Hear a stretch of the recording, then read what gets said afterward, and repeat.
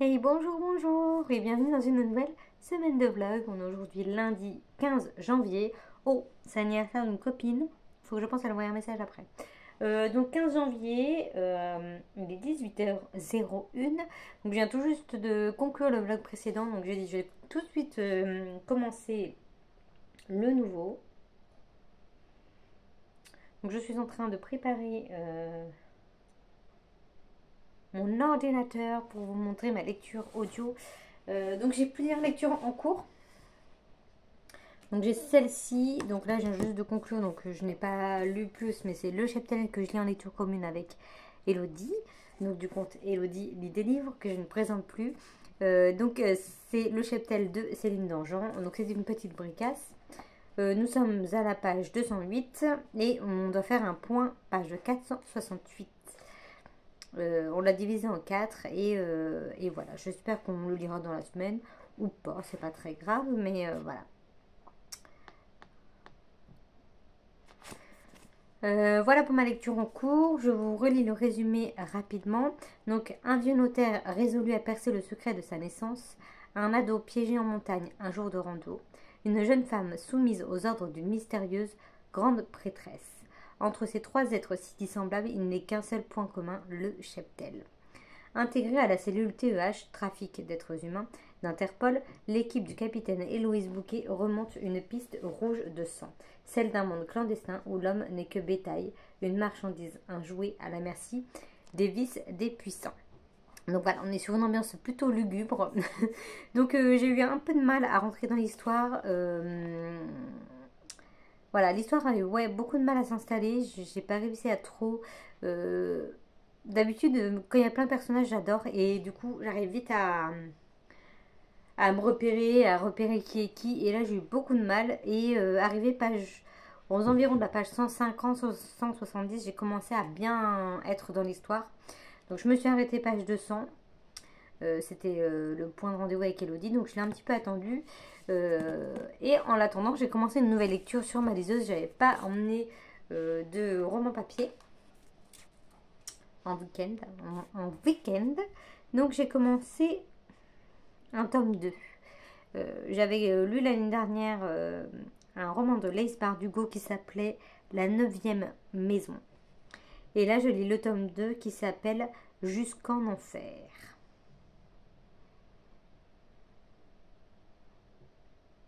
Voilà, donc j'ai lu 17%, j'ai lu presque 100 pages hier. Page 93, faut que je me rappelle au cas où que ça ne me mette pas... Voilà, c'est celui-ci. Donc je peux pas trop vous en parler, je peux peut-être vous lire le résumé quand même. Alors, on retourne page 93. Oui, c'est bien ça. Je sais pas si j'ai toujours l'autre. Et l'autre, j'avais trop adoré, La 9e maison. J'avais mis beaucoup de temps à lire parce que j'étais pas trop habituée à la liseuse à l'époque. Et finalement, j'avais laissé ma lecture papier et je m'étais concentrée que sur ma liseuse et j'avais dévoré la fin. Il est assez gros, hein. Le premier aussi. Celui-ci, il est à 538 pages sur liseuse, ce qui fait quand même pas mal. Et le tome 1, pareil, c'était... Ah, aucun résumé disponible. Bon, ben comme ça, je pourrais pas vous le dire. Je peux peut-être vous le lire sur l'ordinateur.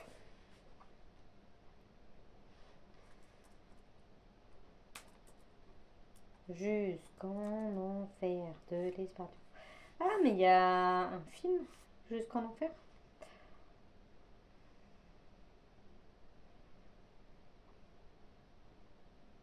Ah, mais c'est... Ah, j'avais pas vu. C'est une bête bizarre. J'avais pas du tout capté que c'était aussi dégueulasse. Alors, résumé, richesse, pouvoir, meurtre, magie. Alex Stern est de retour et elle va entraîner l'Ivy League directement en enfer. Ouvrir un portail vers l'enfer pour aller y voler une âme. Un plan relativement simple, mais encore faut-il pouvoir en revenir. Bon, je vais pas vous lire la suite, parce que ça c'est bien. C'est ce que j'ai lu, donc j'ai pas envie de savoir plus. Mais franchement, je suis à fond, je suis très contente d'avoir repris cette lecture. enfin cette suite. Et j'ai dit la 9e maison. Je confonds avec... ah voilà. Donc on suit toujours Alex Stern. Donc c'est une jeune demoiselle. Donc le tome 1 c'était lui. C'était comme ça avec un serpent du coup en fond. Les livres sont très beaux en format papier. Hein. Donc le résumé du tome 1. Une histoire de pouvoir, de privilèges, de magie noire et de meurtre au cœur des sociétés secrètes de l'université Yale. Alex Galaxy Stern a vécu une adolescence chaotique. Élevée à Los Angeles par une mère hippie, elle a abandonné l'école très jeune pour se retrouver dans un monde sombre, violent et sans avenir. À 20 ans, elle est la seule survivante d'un horrible massacre inexpliqué et c'est sur son lit d'hôpital qu'elle se voit offrir une seconde chance, rejoindre la prestigieuse université Yale en intégrant la maison l'été. L-E-T-H-E. L-E-T-H-E. Cette entité appelée la 9e maison surveille les 8 sociétés secrètes de Yale. Ces dernières forment les futurs décideurs ainsi que les personnes influentes et pratiquent la magie sous différentes formes, bien souvent sinistres et dangereuses. Alex a été choisie car elle possède un pouvoir rare et mystérieux, elle peut voir les fantômes. Alors que son mentor a disparu, elle va devoir enquêter sur le meurtre d'une jeune fille. Ce qu'elle va découvrir va bien au-delà de l'horreur. Voilà, donc ça reste fantasy, magie, obscur. Et c'est vrai que le tome 1 était quand même assez hard. Et le tome 2 commence bien comme il faut. Hein. Donc j'aime beaucoup. Voilà, je suis à 17% et donc je vais continuer en parallèle de ma lecture commune. Je vais bien sûr privilégier ma lecture commune. Ce soir, je lis du papier, format papier. Et ensuite, en lecture audio, j'ai commencé la semaine dernière, je ne sais plus si je vous en ai parlé dans le vlog précédent. C'est celui-ci, Du thé pour les fantômes de Chris Vuklicevic. Ah oui, je me souviens, je vous ai juste parlé qu'il s'appelait Chris parce que je me souvenais plus du nom de famille. Donc Du thé pour les fantômes. Donc j'ai commencé, je suis à... Je ne sais pas combien de pourcents parce qu'ils ont mis une nouvelle version de Next Story et on voit plus à combien de pourcents on est. Ou alors, je n'ai pas vu où est-ce qu'on pouvait voir. Mais c'est pas au même endroit qu'avant. Alors, donc là, on est aussi sur de la magie. Mais je comprends pas tout, donc peut-être que le résumé va m'aider. C'est très compliqué. C'est bien. Je suis dans l'histoire, mais parfois j'ai un peu paumé. J'ai l'impression que... Déjà, il n'y a pas de chapitre. Donc, quand la personne lit, j'arrive pas à savoir si c'est un nouveau chapitre ou pas. Parce qu'elle dit souvent des titres. Donc, je sais pas comment c'est fait dans le livre. Mais voilà, j'ai un petit peu de mal à suivre par rapport à ça. Mais après, au niveau de l'histoire, je suis très bien ce qui se passe. Donc, je vous lis le résumé. Donc, Agonie et sorcière, Félicité, passeuse de fantômes. Donc, c'est les deux personnages principaux qu'on va suivre, c'est des jumelles, Agonie et Félicité. Le silence dure depuis 30 ans entre ces deux filles de berger, jusqu'au jour où la mort brutale de leur mère les réunit malgré elles. Pour recueillir ces derniers mots, elles doivent retrouver son spectre, retracer ensemble le passé de cette femme qui a aimé l'une et rejeté l'autre. Mais le fantôme de leur mère reste introuvable, et les témoins de sa vie, morts ou vivants, en dessinent un portrait étrange, voire contradictoire. Que voulait-elle révéler avant de mourir? Qui était vraiment cette femme fragmentée, multiple? Leur quête de vérité emmènera les sœurs des ruelles de Nice au désert d'Almeria, de la vallée des merveilles au village abandonné de la Provence, et dans les profondeurs des silences familiaux. Entrez dans le salon de thé, prenez une tasse chaude à l'abri de la pluie et écoutez leur histoire. Voilà, on est encore dans... J'ai l'impression d'être dans le même domaine alors que c'est pas du tout la même chose, quoi. Là-bas, on est sur sorcière, mais plus moderne. Voilà, les Yale, il y a les maisons, etc. Et là, on va être plus dans le passé, dans la campagne. Et on voyage dans Nice pour l'instant, que ça se passe en France. Et moi, je suis dans Nice, mais dans un village très très reculé. On a les paysages qui sont très très bien décrits. La femme qui raconte, d'ailleurs, j'ai bugué à savoir si c'est un femme ou un homme ou une femme. Je ne sais toujours pas et je ne trouve pas qui c'est qui parle, mais je crois que c'est une certaine Clotilde, donc ça doit être une femme. Mais elle a une voix vraiment étrange. Et ça se lit bien. Voilà. La seule chose qui me tique, c'est que voilà, il y a toujours un titre. J'ai l'impression qu'elle dit un titre, mais ça ne change pas de chapitre. Ou alors si c'est coupé différemment, je ne sais pas du tout. Mais je serais curieuse de feuilleter le bouquin dans une librairie. si je tombe dessus pour voir comment c'est, comment est la mise en page, parce que, ou alors c'est des chapitres d'une ou deux pages avec juste un titre, et puis sur audio, c'est mis en chapitres différemment, je sais pas. Mais ça me perturbe, parce que il n'y a pas de chiffres. Donc du coup, on sait pas, voilà, on sait pas où on en est. Mais voilà, l'histoire est très bien. Donc voilà, les deux sœurs jumelles, il y en a une qui s'appelle Agonie. Donc tout ce qu'elle touche va se transformer en chose horrible, va pourrir, va faire tout ce que vous voulez. Et Félicité, elle, tout est beau, tout rose. Donc forcément, la maman a privilégié Félicité et a laissé un petit peu Agonie à l'abandon, entre guillemets.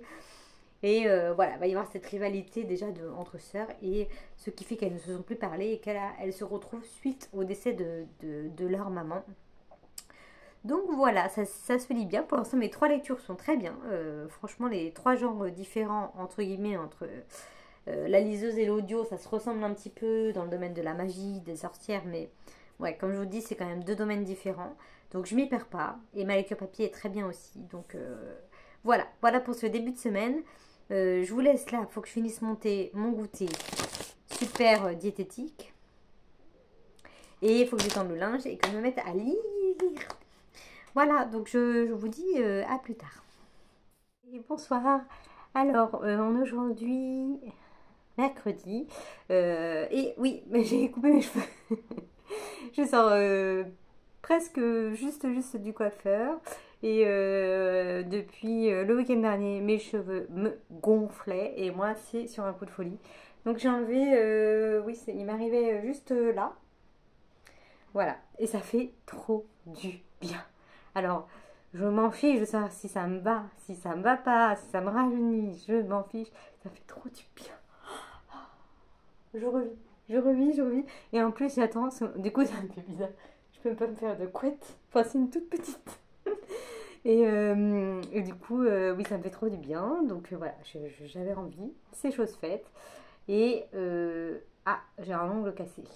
Bravo. Donc, niveau lecture, ces derniers temps, je n'ai pas beaucoup lu. Je comptais terminer ce roman cette semaine avec Elodie. Enfin, je comptais.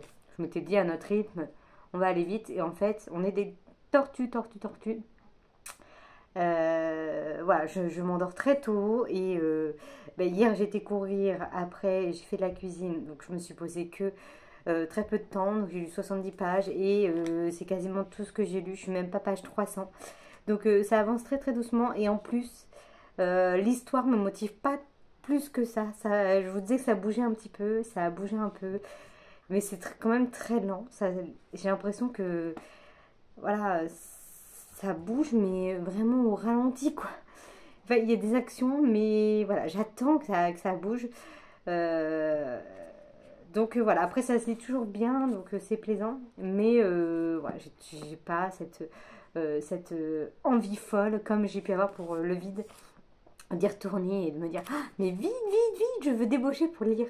Et ouais, c'est vrai que ça manque un peu. Mais bon, je prends quand même plaisir à lire cette histoire et je suis quand même bien dans l'ambiance. Il n'y a pas de souci là-dessus. Mais voilà, Elodie n'est pas non plus méga emballée. Donc à voir. J'espère que ça sera pas trop long à lire quand même. Mais du coup, je sens très mal pour l'avoir terminé dans ce vlog. Je m'excuse par avance. À côté, j'ai bien avancé ma lecture audio euh, du thé pour les fantômes de, de Chris Wikluvski, un truc du style, dont je vous ai parlé. J'ai bien avancé. Il me reste, je sais pas en fait, je sais pas trop à combien je suis. Mais j'aime bien. J'ai toujours le même avis, je suis un peu perdue au niveau des chapitres, etc. Mais voilà, là pour le coup, ça bouge, il y a de l'action, il y a de la magie. Et voilà, on part un peu à, à l'aventure, entre guillemets, en relisant. Enfin, c'est ces deux sœurs qui cherchent le fantôme de leur mère pour savoir un petit peu son passé, etc. Et il se passe beaucoup de choses et c'est assez dynamique et c'est très bien, c'est très agréable à lire.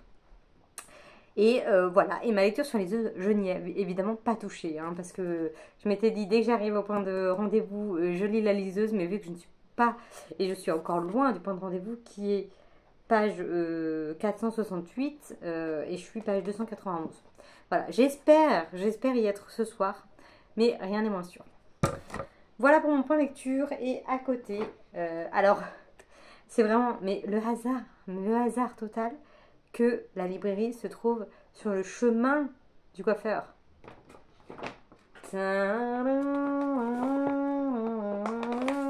Oui, c'est la musique du striptease, mais voilà.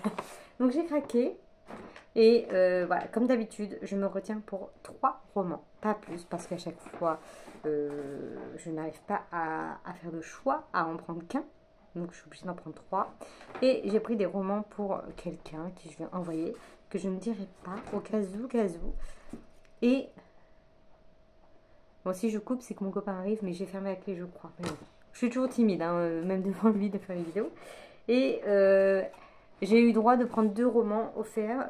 J'hésitais entre 2. Puis elle m'a dit, oh, vous en avez pris 5, vous pouvez en prendre 2. J'ai fait oui.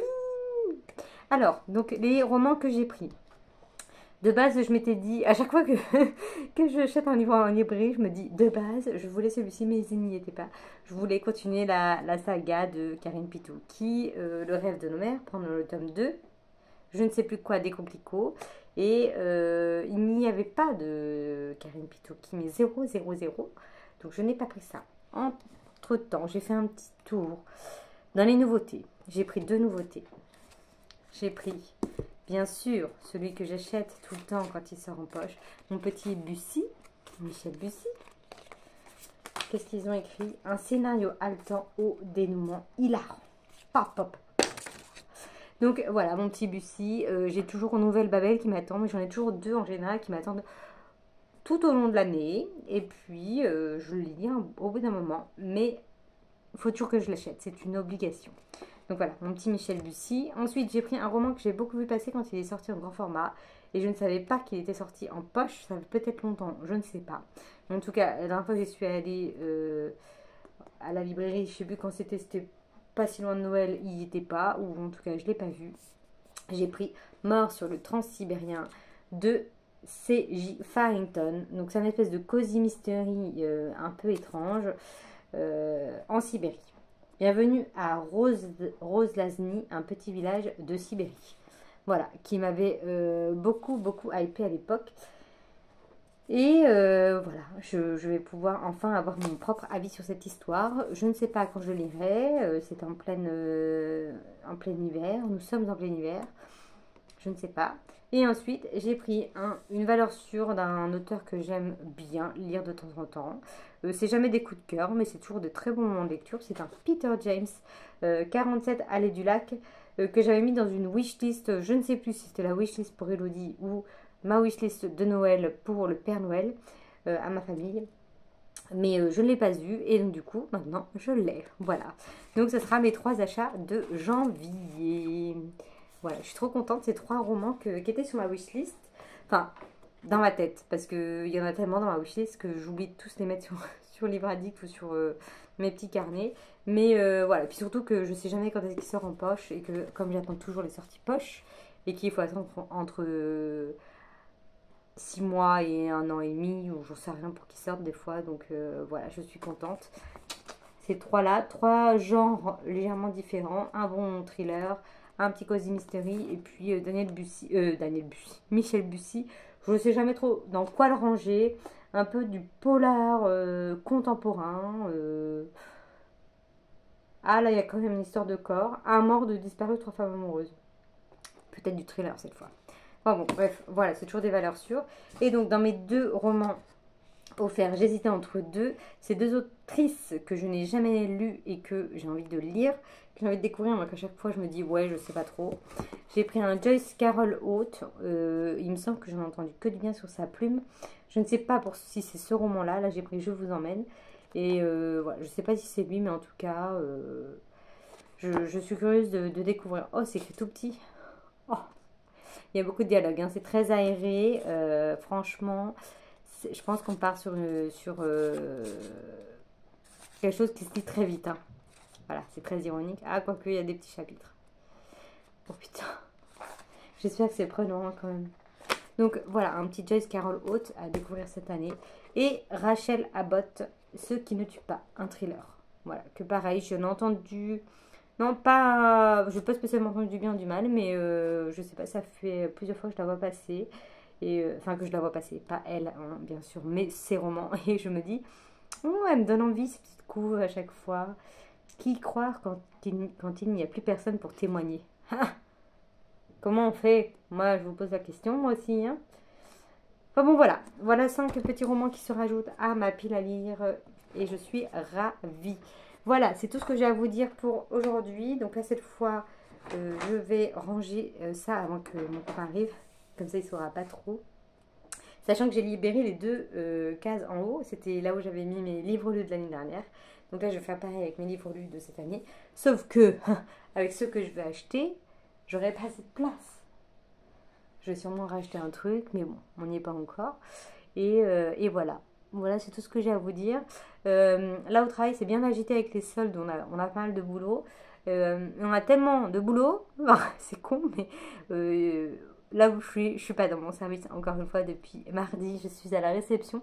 Et ouais, il y a quand même beaucoup de boulot et c'est top. Mais mon équipe, quand je mange avec eux le midi, ils font mais reviens, mais on a trop de boulot, on court partout. Et puis t'es pas là et tout. Et puis à la réception, ils me font ah, mais t'es trop bien, mais tu veux pas rester avec nous? Je peux pas me dédoubler. Mais oui, j'aime bien la réception, ça change un petit peu le travail. Sauf que c'est vraiment beaucoup plus physique. On porte vraiment beaucoup de cartons, beaucoup de trucs.